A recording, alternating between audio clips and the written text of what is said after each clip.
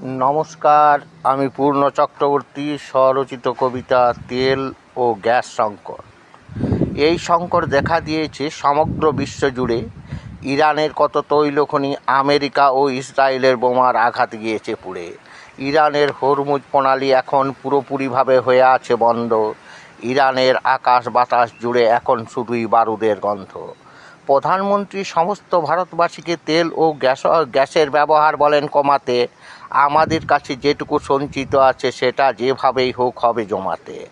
সৌর বিদ্যুৎ ও সৌরচালিত যান ব্যবহারের পরামর্শ দিয়েছেন তিনি। করোনা মহামারীর হাত থেকে দেশকে রক্ষা করেছেন যিনি। রামায়ণের সেতু তৈরি করতে বানর সেনার সাথে কাঠবেড়ালিও কাজে লাগিয়েছিল হাত। দেশের মঙ্গল করতে মোদিজির কথা সবকা বিকাশ সবকা সাথ। 54 বছর বয়স হলো, আমি নিজে খরচ করিনি 1 লিটারও তেল। বাবার দেওয়া যান আমার দূষণবিহীন সাইকেল। নমস্কার।